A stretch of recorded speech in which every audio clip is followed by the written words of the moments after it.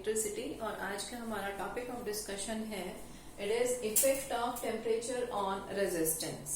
Okay, resistance के ऊपर temperature का क्या इफेक्ट रहता है उसको हमने डिस्कस करना है। तो सबसे पहले स्टार्टिंग करते हैं फॉर्मूला से। हमने ये डिराइव किया है कि R जो है it is equal to ml upon ANE² tau, जहां पर m जो है it is mass of electron, L it was length of conductor,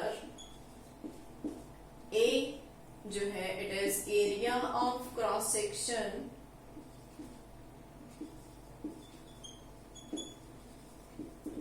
then N जो है it was number density, number of electrons per unit volume present in the conductor, number density of electrons, E जो है charge of electron था, और जो tau है it is relaxation time between two consecutive collision. अब एक बार थोड़ा सा स्टार्टिंग से करते हैं कि ये सब हम कंसीडर कर क्यों रहे हैं।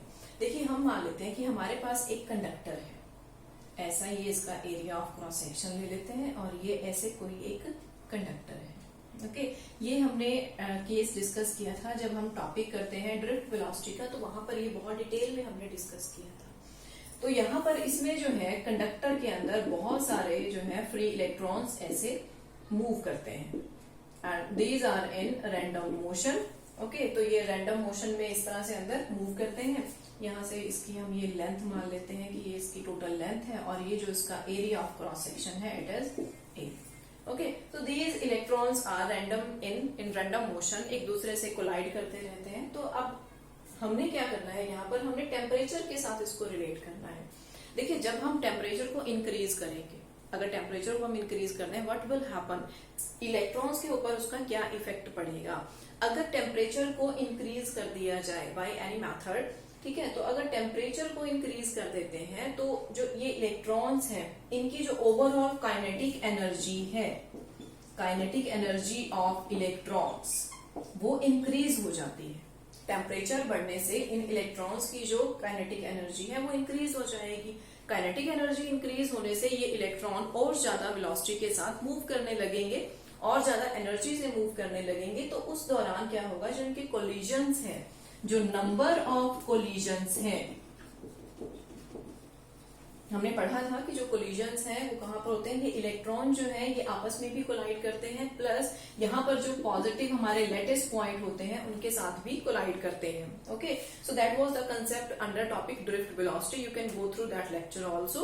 ओके, तो ये इलेक्ट्रॉन जो है आपस में कोलाइड करते हैं तो इनके जो नंबर ऑफ कोलिजन्स हैं वो भी इंक्रीज हो जाते हैं। जब नंबर ऑफ कोलिजन्स इंक्रीज हो जाएंगे, कोलिजन्स और ज्यादा फ्रीक्वेंट हो जाएंगे, फ्रीक्वेंट होने का मतलब बहुत जल्दी बहुत ज्यादा कोलिजन होने लगेंगे, तो उनके बीच का जो गैप था जिसे हमने रिलैक्सेशन टाइम का नाम दिया था, दैट वाज रिलैक्सेशन टाइम, कि दो कोलिजन्स जो है उनके बीच में कुछ गैप आता है, कोलिजन्स कंटिन्यूअस नहीं है, it is not a continuous process. तो बीच में जो गैप था उसको रिलैक्सेशन टाइम दिया गया था नाम। ओके, तो हमने कहा कि जब काइनेटिक एनर्जी बढ़ी तो कोलिजन्स जो है बहुत ज्यादा फ्रीक्वेंट हो गए, बहुत ज्यादा और बहुत जल्दी होने लग गए, तो उनके बीच का जो गैप है that is relaxation time tau वो कम हो जाएगा। ठीक है, तो इसको समराइज कर सकते हैं हम ऐसे कि टेम्परेचर बढ़ा, यहाँ पर एक पॉइंट और ऐड कर देते हैं, kinetic energy of electron increase हुई, उससे नंबर ऑफ कोलिजन इंक्रीज हुए, कोलिजन इंक्रीज होने से रिलैक्सेशन टाइम जो टाउ है आपका वो डिक्रीज हो जाता है। ओके, अब ये जो हमारा मेन फॉर्मूला हम डिराइव कर चुके हैं, ये क्या कहता है कि R जो है, R इस फॉर्मूला से हम कह सकते हैं R इनवर्सली प्रोपोर्शनल है रिलैक्सेशन टाइम के। अब यहां से हमने कंक्लूड किया कि टाउ हमारा डिक्रीज हुआ, तो यानी कि मैं कह सकती हूं कि R इंक्रीज होगा। Okay, so we can say a conclusive line कि जैसे हम टेम्परेचर बढ़ाते हैं तो किसी भी कंडक्टर का जो रेजिस्टेंस है दैट विल इंक्रीज। अगर रेजिस्टेंस इंक्रीज हो रहा है तो इसका मतलब जो उसकी कंडक्टेंस है, जो कंडक्टिविटी है that will decrease with increase in temperature. Okay, तो अब यहाँ पर ये हमने प्रूव कर दिया कि रेजिस्टेंस बढ़ेगा, resistance will increase with increase in temperature. अब यहाँ पर एक टर्म हम इंट्रोड्यूस करते हैं दैट इज अल्फा, उसको कहते हैं temperature coefficient of resistance. It is a very important term, temperature coefficient of resistance. अब ये है क्या? देखिए, हमने कहा कि किसी भी कंडक्टर में टेम्परेचर बढ़ाने से रेजिस्टेंस इंक्रीज हुआ. अब जो ये इंक्रीज हो रहा है रेजिस्टेंस में, ये किस के ऊपर डिपेंडेंट होता है? ओके, हमें पढ़ना है हमने increase in resistance. Okay, increase in resistance दो बातों के ऊपर डिपेंड करता है. एक, सबसे पहला जो है कि जो कंडक्टर है उसका ओरिजिनल रेजिस्टेंस क्या था. ओरिजिनल रेजिस्टेंस क्या था डिपेंडेंट है ओरिजिनल रेजिस्टेंस के ऊपर. तो सबसे पहले डिपेंड करता है ये ओरिजिनल रेजिस्टेंस के ऊपर. इसको मैं मान लेती हूं कि ये R0 है. ओके, मतलब अगर इनिशियली जो कंडक्टर आप ले रहे हैं, अगर उसका ओरिजिनल रेजिस्टेंस ही बहुत ज्यादा हाई है, ओके, तो टेम्परेचर इंक्रीज करने से वो और ज्यादा हाई होगा. जो उसमें चेंज आएगा that will be very much high. Okay, second point क्या होगा, जिस टेम्परेचर पर आप उसको लेके जा रहे हैं, ओरिजिनली सपोज हमने रखा था 0 डिग्री सेल्सियस पे. ओके, मैं मान लेती हूँ कि जो ओरिजिनल रेजिस्टेंस है R0 है वो 0 डिग्री सेल्सियस पे. मैं इसे किसी फर्दर टेम्परेचर T डिग्री पर लेके जाती हूँ. अगर ये दोनों का डिफरेंस T डिग्री तक का जो टेम्परेचर रेंज है, अगर ये रेंज मैं बहुत ज्यादा बढ़ा देती हूँ, तो मेरा जो इंक्रीज इन रेजिस्टेंस है वो भी बहुत ज्यादा हाई होगा. ओके, तो मतलब सिंपली मैं इसको कह सकती हूँ कि चेंज इन टेम्परेचर, इसके ऊपर भी आपका जो इंक्रीज इन रेजिस्टेंस हो रहा है दैट विल डिपेंड. अगर आप 0 डिग्री से बहुत कम रेंज पे लेके आते हैं, सपोज करो मैंने 0 डिग्री से सिर्फ 50 डिग्री तक ही चेंज किया, तो रेजिस्टेंस में जो चेंज आएगा, no doubt it will increase, but the increase will not be so much high. Okay, but अगर मैं 50 की बजाय उसे 1000 तक ले जाती हूँ, तो उस टाइम पे जो रेजिस्टेंस में इंक्रीज आएगा वो बहुत ज्यादा हाई होता है. क्लियर? तो इन दो पॉइंट्स को एक बार समराइज कर देते हैं कि जो इंक्रीज इन रेजिस्टेंस है that depends on 2 points. First, कि ओरिजिनल रेजिस्टेंस कितना है, कम है ओरिजिनल या ज्यादा है.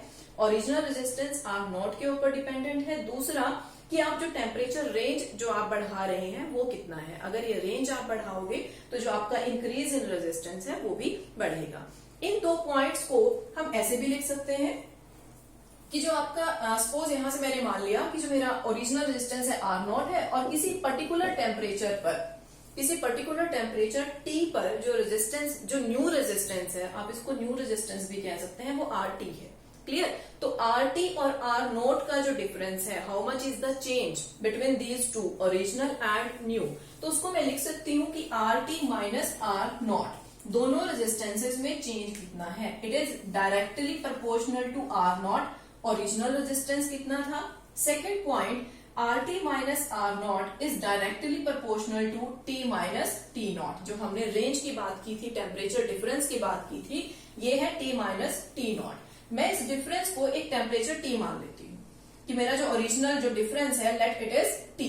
ओके, तो यानी कि यहां से मैं इन दोनों को कंबाइन अगर कर देती हूँ तो मेरी इक्वेशन बन जाती है RT minus R0 directly proportional R0 के एंड दिस T. आप यहां पर अगर चाहें तो T माइनस T0 भी लिख सकते हैं. ओके, तो यहां से एक इक्वेशन आपकी बन जाती है RT minus R0 is equal to, directly proportional की जगह इक्वल का sign with a constant of proportionality, it is alpha R0 T minus T0. अब यहां पर जो ये अल्फा आया है आपका, इसका नाम है टेम्परेचर कोफिशिएंट ऑफ रेजिस्टेंस. अब ये सेमीकंडक्टर और कंडक्टर्स के केस में कैसे वेरी करता है, इसकी वैल्यू कब पॉजिटिव होगी कब नेगेटिव होगी, उसको हम आगे डिस्कस करते हैं.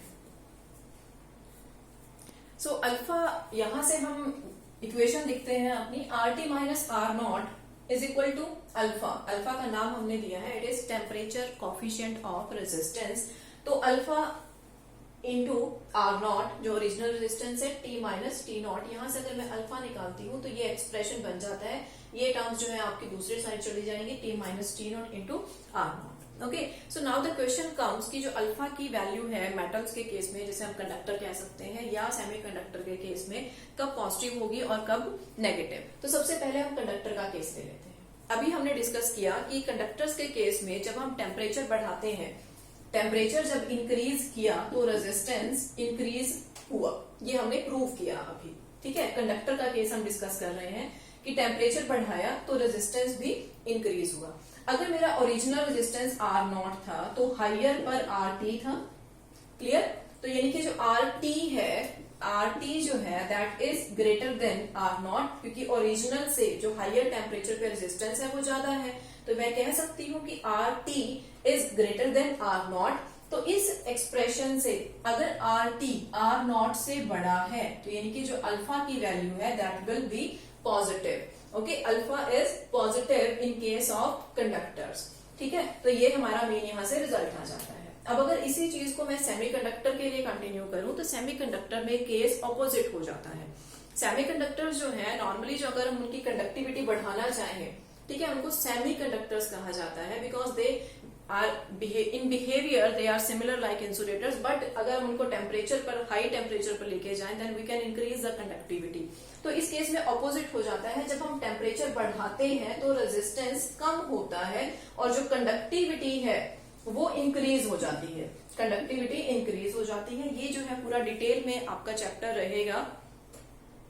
टेम्परेचर बढ़ाने के साथ रेजिस्टेंस डिक्रीज हो जाता है और कंडक्टिविटी इंक्रीज हो जाती है। सेमीकंडक्टर्स का आपका एक पूरा कंप्लीट चैप्टर है, so it will be discussed later on in detail. तो अगर मैं कहती हूँ कि RT जो है रेजिस्टेंस देखिए डिक्रीज हो रहा है, इसमें RT जो है वो R0 से कम होगा। अगर RT R0 से कम है तो यानी कि अल्फा की वैल्यू सेमीकंडक्टर के केस में नेगेटिव रहती है। तो ये दो केसेस आपके कंडक्टर और सेमीकंडक्टर के जो है अल्फा के लिए पॉजिटिव और नेगेटिव।